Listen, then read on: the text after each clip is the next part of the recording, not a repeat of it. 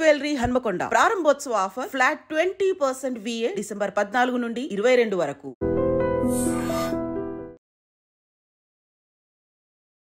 నమస్కారం, welcome to I dream. ధర్మ మార్గం విత్ విజిత కార్యక్రమానికి స్వాగతం.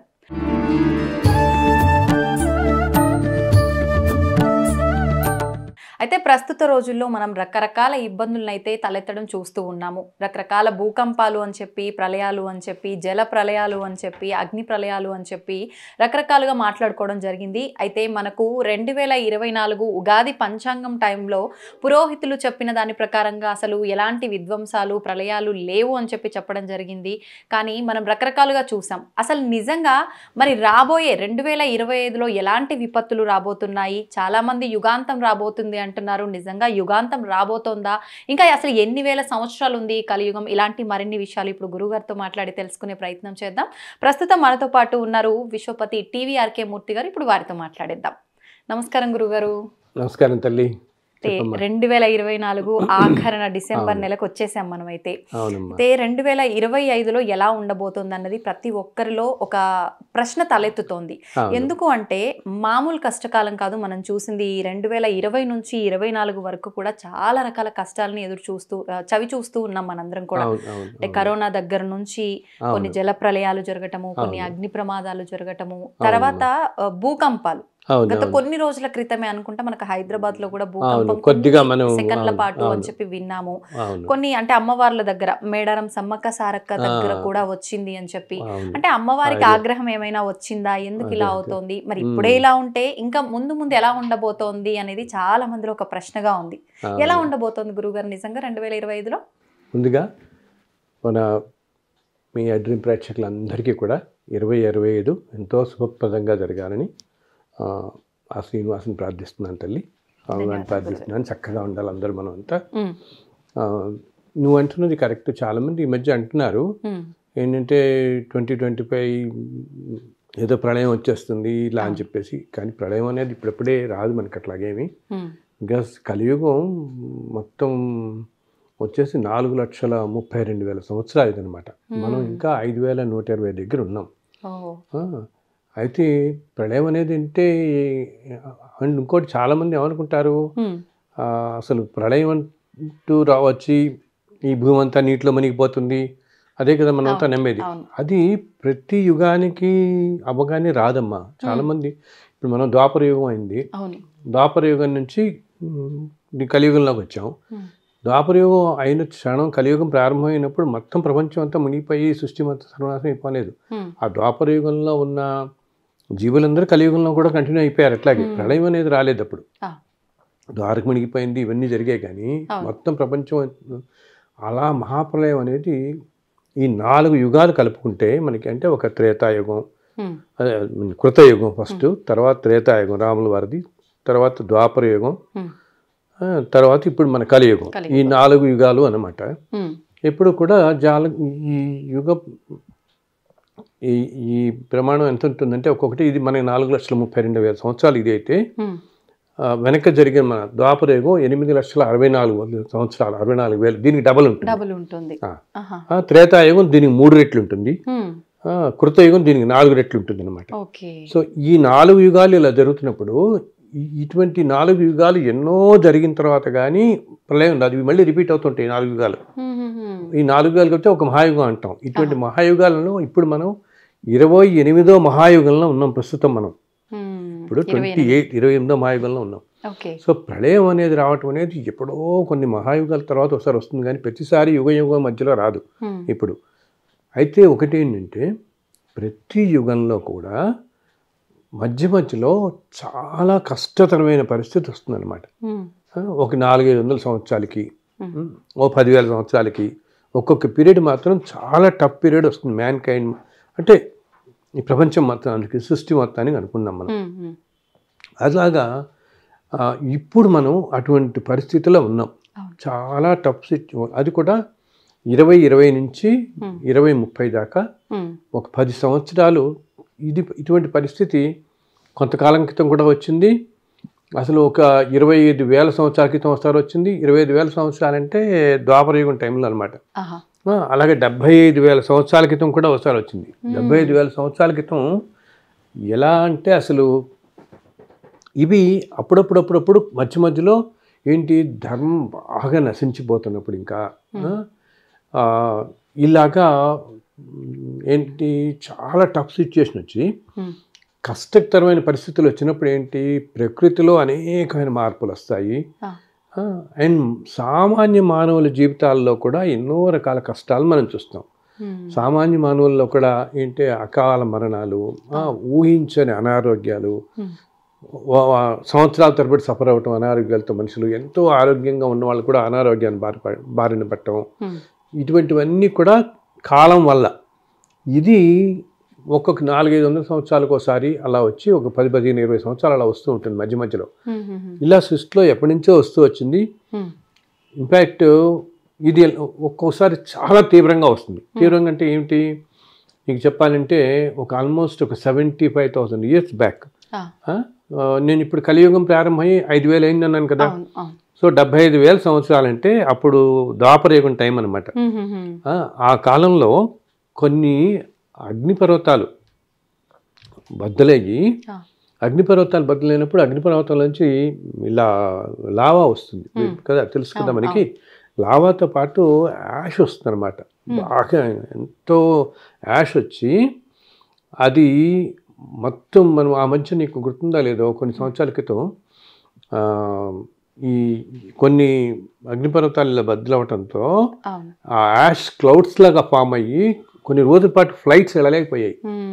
ఎక్కడ ఫ్లైట్స్ అక్కడ ఆగిపోయాయి. యూకే కొన్ని రూట్స్లో వెళ్ళిన ఫ్లైట్స్ అన్నీ అయిపోయాయి. బికాజ్ మొత్తం కప్పేస్తుంది అనమాట.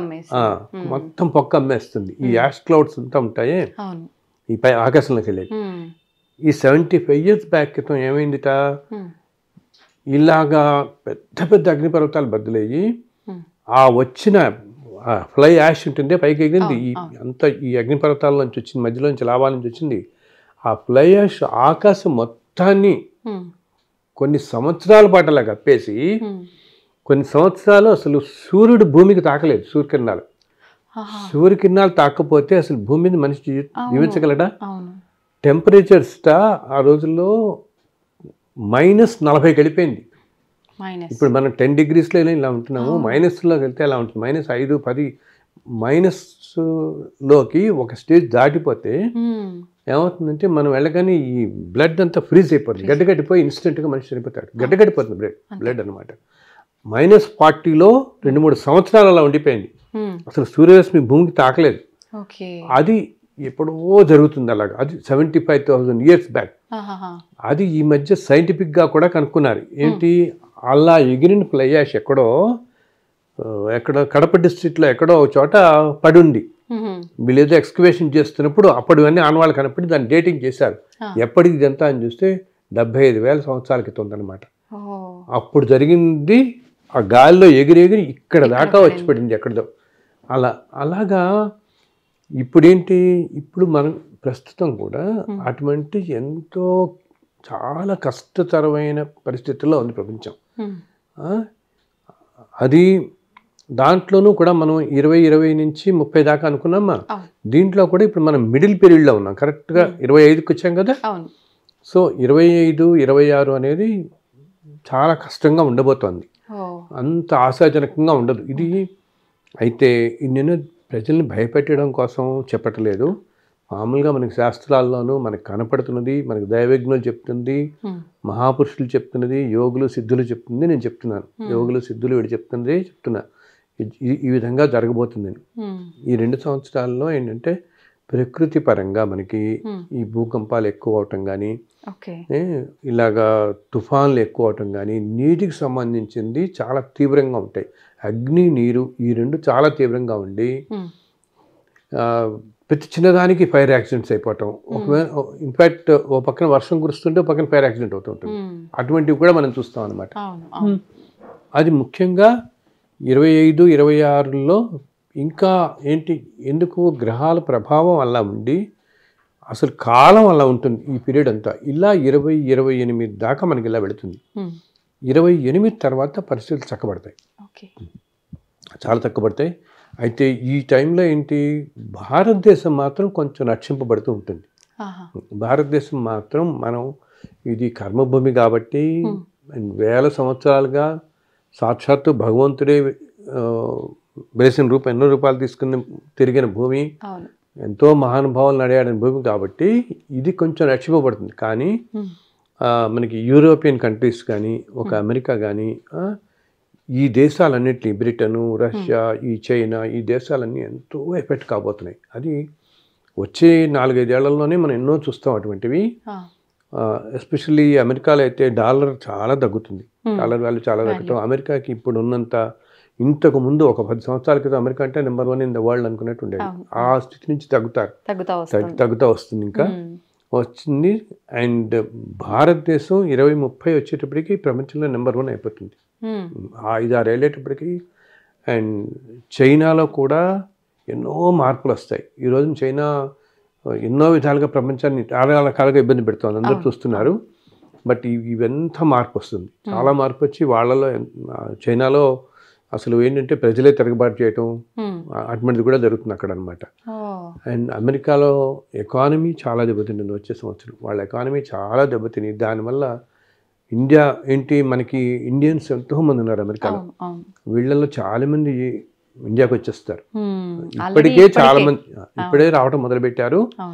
అండ్ ఇన్ఫ్యాక్ట్ నేను చాలామందికి వ్యక్తిగతంగా కూడా అప్పుడప్పుడు చెప్తూ వస్తున్నాను, రాబోయే 4-5 సంవత్సరాల్లో అమెరికా అనేక రంగాల్లో డౌన్ అవుతుంది అండ్ భారతదేశం విపరీతంగా పుంజుకుంటుంది. మీరు ఎప్పుడు కూడా మనం ఏదైనా రావటం అనేది అన్షెడ్యూల్డ్గా రావటం వేరు, ప్లాన్డ్గా రావటం వేరు, అంతే కదా. ఏదో నీకు ఉన్నట్టుండి గబుక్కుని ఉద్యోగం పోగొట్టేసుకుని నానా కష్టాలు పడి వచ్చే కంటే ఒక ప్లాన్డ్గా చేసుకుని వస్తే ఆ తర్వాత నువ్వు ఇక్కడ బాగా అడ్జస్ట్ చేసి సెటిల్ అవ్వగలుగుతావు. సో వచ్చే 25-26లో ఎంతో అమెరికా ఎకానమీ దెబ్బతింటుంది. అది మనం జనవరి-ఫిబ్రవరి నుంచి చూస్తాం. అండ్ యూఎస్లో ఉన్నవాళ్ళు ఎంతోమంది ఇండియా రావడానికి ప్రయత్నిస్తారు. అది ఇప్పుడు కూడా మనం చూస్తున్నాం, అక్కడ గవర్నమెంట్ మారుతుంది, రేపు ఎలా ఉంటుందో పరిస్థితి లేదు, అందరికీ అన్సర్టెనిటీ, ఇది జనరల్ చూస్తున్నాం. సామాన్యం ఏంటి, మనం ఒక ఆధ్యాత్మిక పరంగా, జ్యోతిష పరంగా ఇలా చెప్తున్నా కూడా వచ్చే 2-3 సంవత్సరాలు చాలా కష్టతరమైన పరిస్థితిలోనే ఉంటుందన్నమాట. అయితే ఇప్పుడు ఏమవుతుంది, ప్రపంచానికి కష్టంగా ఉండి ఇలా గ్రహాలు ఇందాక అనుకున్నట్టు మనం ఇప్పుడు గ్రహాలు అనుకూలించినప్పుడు ఎన్ని యజ్ఞాలు, యాగాలు ఏం చేసినా అంత ఫలితం ఉండదు దానివల్ల అంటున్నాం కదా. ఇటువంటి సమయంలో మళ్ళీ మనుషుల్ని కాపాడేది ఒక్కటి ధర్మంగా ఉండటం, దానం అన్నమాట. దానం కాపాడినట్టు ఏది మనిషిని రక్షించదు. మనకి అది కూడా ఏంటి, నువ్వు ఎక్కడో ఏదో ఢిల్లీలో ఉన్నదో ఏదో బాంబేలో పెద్ద ట్రస్టులు ఉంటాయి, వాళ్ళకి దానం చేయడం కాదు, వాళ్ళకి ఎలా బోల్డ్ ఉంటుంది. మన కంటి ఎదురకుండా, అంటే మన కంటి ఎదురకుండా మన పని మనుషులు, మన దగ్గర పనిచేసేవాళ్ళు, తోటి వాళ్ళకి కంటి ఎదురకుండా ఉన్న వాళ్ళకి మీకు తోచినంతలో, అంటే మీకు వీలునంతలో సహాయం చేయండి. అది మిమ్మల్ని చాలా కాపాడుతుంది. ఈ వచ్చే సంవత్సరం మీరందరూ చూస్తారు, ఇటువంటి కష్టాల్లోంచి అన్నింటినీ కూడా ఎవరైతే ధర్మంగా ఉంటున్నారో వాళ్ళని ఇవేమి చేయవు, ఏమి చేయదు ధర్మం. మళ్ళీ ధర్మం అంటే ధర్మం వేరు, భక్తి వేరు. ఇందాక చెప్పాను నేను మీకు. భక్తిలో కూడా రకమైన ఒక మూఢభక్తిలాగా వెళ్ళిపోయి అలా ఎక్స్ట్రీమ్ పూజలు అవన్నీ భగవంతుడు చెప్తున్నాను కదా, మనస్ఫూర్తిగా ప్యూర్ మనస్సుతో ఒక్క నమస్కారం పెట్టినా అన్నీ అనుగ్రహిస్తాడు ఆయన మనకి. ఈ మనిషి సోల్ ఎంత ప్యూరు, ఇది ఆలోచన ఎంత శుద్ధంగా ఉంది, పరిశుద్ధంగా ఉంది, చక్కగా వీడు ఎలా ఉన్నాడు, ఎంత ప్యూర్గా ఉన్నాడు, అవి అన్నమాట మంచితనం. ఇవి కనుక అలవాటు చేసుకున్న వాళ్ళు, ఈ పంథాలో జీవించున్న వాళ్ళకి బయట గ్రహాల అనుకూలత ఇవన్నీ లేకపోయినా వాళ్ళంతగా బాధింపబడరు వాళ్ళు. కానీ ప్రజలందరూ కాస్త ప్రిపేర్డ్గా ఉండటం మంచిది. ఇప్పటి నుంచి మనం ఎప్పుడైతే కరోనా కింద ముందు చూసామో అటువంటివే కొన్ని రావచ్చు, ఇంకో రూపంలో రావచ్చు ఈసారి, వైరస్ లాంటివి. అప్పుడు అదొక టైప్ ఆఫ్ వైరస్ లాగా వచ్చింది, ఇప్పుడు ఇంకో రకంగా వచ్చి అది కూడా వచ్చే 2 సంవత్సరాల్లో వచ్చి అసలు ఒక 2-3 నెలల పాటు ప్రపంచాన్ని స్తంభించవచ్చు పూర్తిగా, మళ్ళీ కొన్నాళ్ళ పాటు. మన భారతదేశానికి కూడా కొంచెం ఉంటుంది, కొద్దిగా ఎఫెక్ట్ ఉంటుంది మనకు కూడా 2-3 నెలల పాటు. అలాగే ఇప్పుడు ఇంటర్నెట్ అంతా ఉంది కదా, ఇదంతా కూడా ఫిబ్రవరి నెలలో మనం చూస్తాం. ఒక 2-3 రోజుల పాటు అసలు ఇంటర్నెట్ వ్యవస్థ మొత్తం అలా కొలాప్స్ అవుతుంది. ఎక్కడ ఏది కొన్నాళ్ళు ఒకరోజు పనిచేయదు. బ్యాంకులు అన్ని కార్యకలాపాలు అలా ఆగిపోవాల్సి వస్తుంది కొన్ని గంటల పాటు. మన మధ్య యుఎస్లో ఇట్లాగే అయ్యి ఫ్లైట్స్ అన్నీ ఎక్కడికక్కడ ఆగిపోయాయి. గవర్నమెంట్ నుంచి ఫ్లైట్స్ టేక్అప్ చేయలేదు వాళ్ళు 2 hours పాటు. సిస్టంలో ఏదో ప్రాబ్లం వచ్చి ఒక్కసారి మనం అంత డిపెండ్ అయిపోయాం టెక్నాలజీ మీద. సో అటువంటి కష్ట పరిస్థితులు కూడా ఫిబ్రవరి ఆ టైంలో వస్తాయి మనకి, టెక్నాలజీ పరంగా వచ్చిన వాటి వల్ల కూడా అనమాట. అండ్ ఇంకా ఫైర్ యాక్సిడెంట్స్ ఒకటి, అందుకు నేను అందరికీ చెప్తున్నాను, ఫైర్ దగ్గర అంటే ఇండస్ట్రీస్లో ఉండేవాళ్ళు కానీ ఇటువంటి వాళ్ళు చాలా జాగ్రత్తగా ఉంటుండండి ప్రతి విషయంలో. నీటి దగ్గర కూడా జాగ్రత్తగా ఉండండి. మన వాళ్ళందరూ పిక్నిక్స్కి వీటికి వెళ్తుంటారే, ఇలా విహారయాత్రలకి వీటికి వెళ్ళేవాళ్ళు ఈ 2 ఏళ్ళు మాత్రం జాగ్రత్తగా ఉందండి. ఎందుకంటే నీరు అగ్ని అనేవి విపరీతంగా ఇలా ప్రకోపిస్తాయి. ఎంత అంటే వాలటైల్గా ఉంటుంది అనమాట. ఎప్పుడు ఏం జరుగుతుందో తెలియదు. ఇప్పుడు ఆ మధ్య ఇప్పుడు కేదార్నాథ్ అట్టంతా వెళ్ళినప్పుడు ఫ్లడ్స్ వచ్చాయి, అది సడన్గా వచ్చి అలాగా ఈ నీటిలో కానీ వీటిల్లో కానీ సడన్ బర్స్ట్ అనమాట వచ్చేస్తుంది. ఇప్పుడు మనం చూడు ఈ మధ్య వింటున్నాం 1 గంటలో ఏమిటి 1 నెల సరిపడా వర్షం 1 గంటలోనే పడింది. ఆ మధ్య ఒక చోట లండన్లోనూ ఎక్కడ అనమాట ఆల్మోస్ట్ 1 సంవత్సరం పడే వర్షపాతం వాళ్ళకి 2 రోజుల్లో పడింది వాళ్ళకి. అండ్ దుబాయ్ ఎయిర్పోర్ట్లో మన వర్షం పడింది. వాళ్ళు ఊహించినట్టుగా ఎయిర్పోర్ట్ మొత్తం ఫ్లడెడ్ అయిపోయింది. వాళ్ళకి ఇప్పుడు అసలు 1 yearలో ఎప్పుడు పడలేదు అట్లా. అంత అలాగా ఇవన్నీ ఏంటి నీటి కనెక్టెడ్ కదా వర్షం అంతా. అలా నీటికి సంబంధించినవి చాలా జాగ్రత్తగా ఉండాలి. మనం ఇలా వెళ్ళే వాళ్ళందరూ కూడా ఏంటి మరీ అడ్వెంచరస్గా వెళ్ళిపోవటం, ఈవినింగ్ టైమ్స్లో ఎస్పెషల్లీ ఈవినింగ్స్ చీకటి పడిన తర్వాత నీటి దగ్గరికి వెళ్ళటం అసలు చాలా ఎక్కువ ఉండుకుంటే మంచిది, వెళ్ళకుండా ఉంటే మంచిది.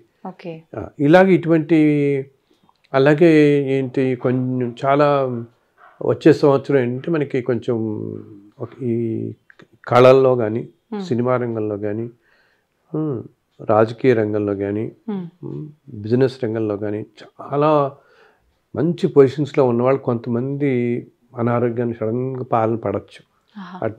అటువంటి సూచనలు కూడా ఉన్నాయి. అనుకోకుండా అనారోగ్యం పడి పాల్పడవచ్చు అనమాట మనకి అలా. అండ్ టైం వస్తే అసలు నాకు అన్నాను కదా కాలం కూడా సరిగా లేకపోవడంతో మామూలు ప్రజల్లో కూడా ఒక విధమైన అశాంతి, ఆందోళన, ఎప్పుడు పరస్పరం మనస్పర్ధలు, అన్నదమ్ములు, ఇటువంటి వైషమ్యాలు ఇవన్నీ ఎక్కువగా ఉంటాయి. అవి కొంచెం వీటన్నిటి వల్ల మనకి మనసుకి సంతోషంగా ఉండదు కదా, ఎవరికి ఆనందంగా ఉండలేదు మనుషులందరం. మనకి మామూలుగా ఫైనాన్షియల్గా బాగుండొచ్చు, మిగతా అన్ని విధాలుగా బాగున్నా కూడా ఎప్పుడైతే మానసిక స్థితిలో ఇలా సరిగా లేవో దానివల్ల ఆనందం మనుషులో ఉండదు. సో దానికి కావాల్సిందల్లా ఎంతో సంయమనంగా ఉండటం. కాలం ఇలా ఉన్నప్పుడు మనం కొంచెం తలొగ్గి ఉండాలన్నమాట. అన్నిటికీ గబుక్కున అహంకారం తెచ్చుకోకుండా కొంచెం తలొగ్గి, కాలమే ఇలా ఉంది కాబట్టి మనం అగ్రెసివ్గా ఉండకూడదు, మనం చాలా జాగ్రత్తగా ఉండాలి, నలుగురితో మంచిగా ఉండాలి, మనకు తోచిన సహాయం మనం చేస్తూ ఉంటే ఈ కాలం అప్పుడు దాటిపోతుంది. ఈ 3-4 సంవత్సరాలు దాటిందంటే అప్పుడు మళ్ళీ 28 తర్వాత చాలా మంచి పీరియడ్ చూడబోతున్నాం మనం, 2028. బట్ 25, 26 మాత్రం ఇవి కరెక్ట్ మధ్య పీరియడ్లో ఉన్నాం. ఇందా నేను చెప్తున్న దాంట్లో మధ్య పీరియడ్లో ఉన్నాం కదా మనం. సో మధ్య పీరియడ్లో ఉన్నాం కాబట్టి కొంచెం జాగ్రత్తగా ఉండడం మంచిది.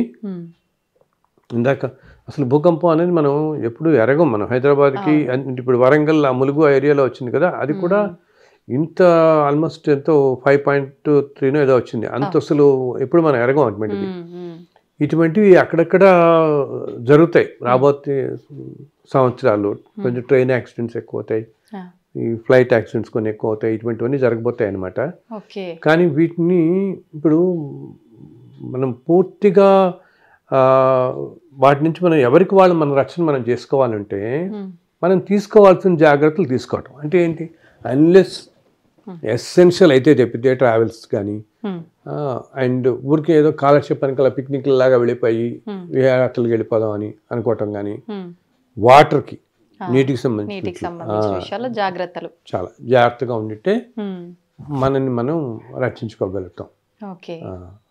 అంతే తప్పితే అలానే ఏంటంటే భయపెట్టదలుచుకోవాలి అందరినీ. జాగ్రత్తగా ఉండండి, సంయమనం పాటించండి, ధర్మంగా ఉండండి. అప్పుడు ప్రశాంతంగా మీ జీవితం మీరు ప్రశాంతంగా సాగుతుంది. మీరు నలుగురికి సహాయం చేస్తే దానివల్ల పాజిటివిటీ వచ్చి ఈ సమాజంలో కూడా పాజిటివిటీ కాస్త వచ్చి నలుగురు బాగుంటారు. నలుగురు బాగుంటే ఆ పాజిటివ్ ఎనర్జీ వేవ్స్ పెడతాయి కదా, దానివల్ల అందరం బాగుంటాం, మనం అందరం బాగుంటాం. కాలం ఇలా ఉండబోతోంది కాబట్టి నేను ఇంకోటి ఏంటంటేనమ్మా, ఇలాగ చెప్పాను కదా 400 yearsకి 500 yearsకి మనకి ఇటువంటి పీరియడ్స్ వస్తూ ఉంటుందని. అయితే ఇట్లా ఎప్పుడు కూడా భగవంతుడు ఏం చేస్తాడంటే ప్రతి కాలంలో కూడా ఎప్పుడు కంటిన్యూస్లీ సృష్టి మొదటి నుంచి కూడా అనమాట, ప్రతి కాలంలో కొంతమందిని మహాపురుషుల్ని భూమి మీద పెడుతూ ఉంటాడు. వాళ్ళు ఈ లోక కళ్యాణం కోసం మాత్రం వస్తారు. మనం ఇప్పుడు ఒక మహావతార బాబాజీ అని, రమణ మహర్షి అని వింటుంటాం కదా. వీళ్ళందరూ ఏంటంటే సృష్టి సక్రమంగా జరగడానికి వచ్చిన ఒక టైమ్స్లో మహాపురుషులు. వాళ్ళల్లో కొంతమంది బాహ్యంగా ఉంటారు, కొంతమంది గుప్తంగా ఉంటారు. అంటే కొంతమంది బయట మనకి కనపడతారు, కొంతమంది కనపడకుండా మనకి హిమాలయాస్లోను ఇంకెక్కడో మౌంటైన్స్ రేంజ్లోను వాళ్ళు ఏదో తపస్సు చేసుకుంటూ ధ్యానం చేసుకుంటూ వాళ్ళు ఏం చేస్తారంటే ఈ ఇలా కష్ట సమయాలు వచ్చినప్పుడు వాళ్ళ ధ్యానంతో దాంతో ఈ సృష్టి సర్వనాశనం కానికుండా రక్షిస్తూ ఉంటారు. ఏంటి ఇప్పుడే ప్రళయం వచ్చేసి ప్రపంచం అంతా ఇదైపోయి కొన్ని కోట్ల మంది అటువంటి నష్టాలు జరగవు. ఏదో ఏంటి ప్రపంచ యుద్ధాల్లాగా వచ్చి కొన్ని కోట్ల జన నష్టం అనేది ఏమి జరగదు. ఇప్పుడు ఏమి టఫ్ సిచ్యుయేషన్లో ఉన్నాము.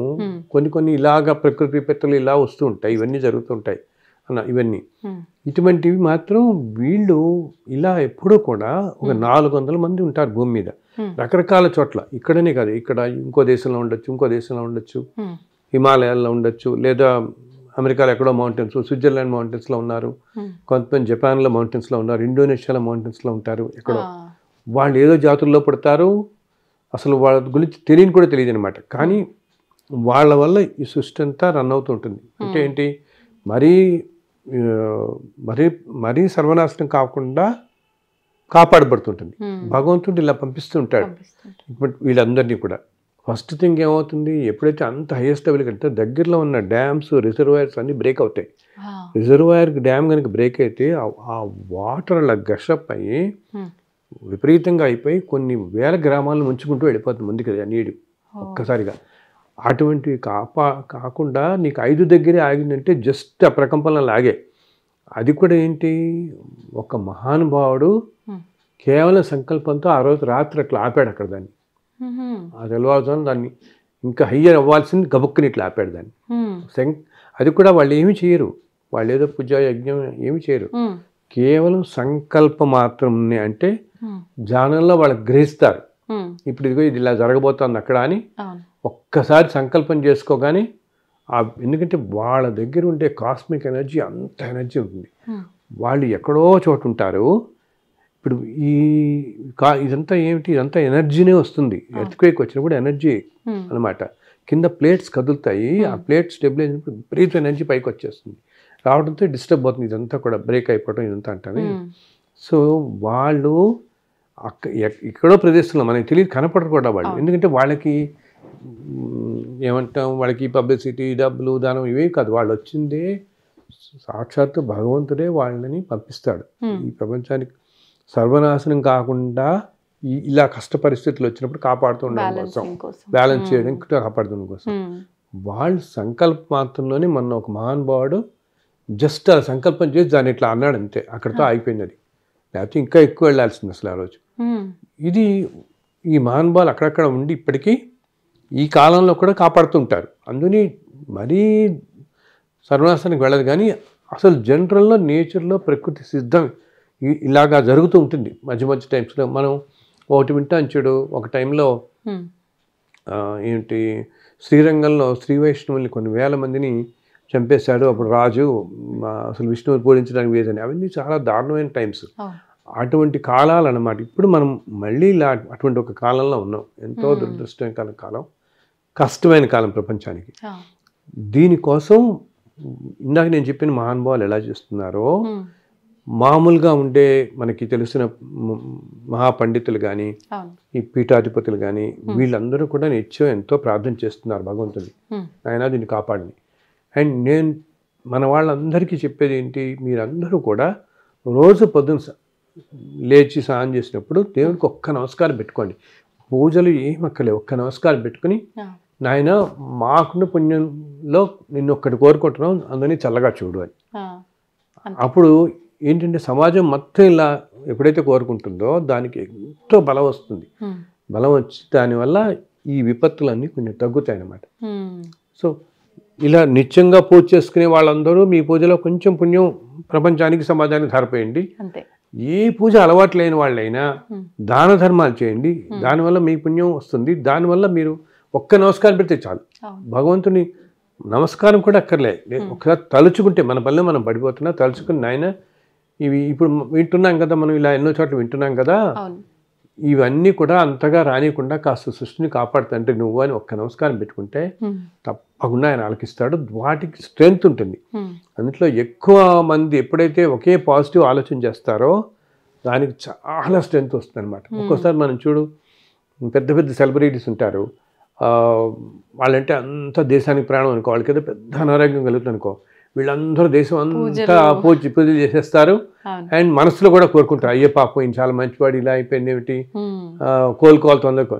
సో ఈ సామూహికంగా ఇంతమంది కాన్సన్ట్రేట్ చేసేటప్పటికి ఆ మనిషి దాంట్లో బయటపడతాడు. అది చూస్తూ ఉంటాం, పవర్ ఎక్కువగా ఉంటుంది.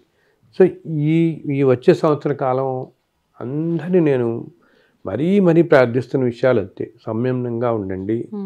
ఎటువంటివి ఏదైనా గబుక్కని జరుగుతున్నా గబుక్కని తొట్టుపాటు పడిపోయి ఏదైనా మాట్లాడటం కాదు. వీలున్నంతగా మీకు తోచినంతలో దగ్గర వాళ్ళకి సహాయపడండి, దానం చేయండి. అండ్ రోజు ఒక్కసారైనా భగవంతుని తలుచుకుని ఎవరినైనా సరే మీకు ఎవరి మీద నమ్మకం ఉందో, ఒక్కొక్కళ్ళు ఒక్కొక్క రూపానికి మనం ఆకర్షింపబడతాం అన్నమాట. ఆ రూపాన్ని తలుచుకుని నాయన ఈ సృష్టిని చల్లగా చూడు అని చెప్పి ప్రార్థన చేస్తే తప్పకుండా దాని ఫలితం ఉండి మన కుటుంబాలు బాగుంటారు, సమాజం మొత్తం బాగుంటుంది అనమాట. కొంచెం తగ్గుతుంది ప్రభావం. అట్లీస్ట్ ఎంతో ఇప్పుడు ఒక 1000 జన నష్టం జరిగే చోట నీకు 500 జరిగినా చాలా తక్కువైనట్టే కదమ్మా, సగానికి సగం తగ్గినట్టు మనకి. అది కాపాడబడుతుంది అనమాట. బట్ జనరల్గా కొంచెం కష్టమైన పీరియడ్ ఇంతకుముందు సంవత్సరాలతో. బట్ ఇందాక నేను చెప్పినట్టుగా మళ్ళీ ఎకానమీ వైజ్ ఇండియా బాగా పైకి వస్తుంది. ఎకానమీగా మనకి బాగా వస్తాం. 28, 29 అప్పటికి వెళ్ళేటప్పటికి ఇండియన్ ఎకానమీ చాలా బాగా వస్తుంది. చాలా అసలు 30, 32 వెళ్ళేటప్పటికి మళ్ళీ నెంబర్ 1 స్థానానికి ప్రపంచంలోనే నెంబర్ 1కి వెళుతుంది. ఇప్పుడు మనం 3ర్డ్కి వెళ్ళిపోతున్నాం, ఇప్పుడు నెంబర్ 1కి కూడా వెళ్ళిపోతాం తర్వాత అనమాట. ఫస్ట్ అండ్ అమెరికాలో మన వాళ్ళు ఎంతోమంది ఉన్నారు. వాళ్ళకి ఇది కొంచెం కష్టం అనిపించినా నేను చెప్తున్న మాటలు ఇప్పుడే చూస్తున్నారు అక్కడ అన్సర్టనిటీస్ అందరూ చూస్తున్నారు. వచ్చే సంవత్సరం ఇంకా ఎక్కువ ఉండబోతుంది అనమాట అక్కడ. అందుకని కొంచెం ప్లాన్ చేసుకుని వద్దాం అనుకున్న వాళ్ళు చక్కగా రావచ్చు. ఇండియా ఎంతో మళ్ళీ ఒక వైభవంకి వెళ్ళిపోతుంది. ఇండియా 2030, 2030 వచ్చేటప్పటికి ఒక వైభవానికి వెళ్ళిపోతుంది. దానికి ఇప్పటి నుంచి ప్లాన్ చేసుకుంటూ వెళ్ళండి. అందరూ సుఖంగా ఉండండి. అండ్ 2025 వచ్చే సంవత్సరం మీ అందరికీ చల్లగా ఉండాలని స్వామివారిని ప్రార్థిస్తున్నాను. తప్పకుండా. చాలా సంతోషంగా ప్రతి ఒక్కరిలో భయాలు అనేవి చాలా ఉన్నాయి. భయపడుతూ కూర్చుంటే సరిపోదు. మీరు అన్నట్టుగా ఏదైనా ఒక ప్లాన్ చేసుకుని మనం ధర్మంగా ఉండి ఎప్పుడు మన కోసమే అనే స్వార్థం కాకుండా అందరము బాగుండాలని ఒక ఆరాధన అనేది భగవంతునికి చేస్తే నిజంగా చాలా బాగుంటుంది. గురుగారు చాలా మంచి విషయాలు తెలియజేశారు. ధన్యవాదాలు. Advance happy new year. Thank you తల్లి. మీ అందరికీ very very happy new year. Thank you గురుగారు.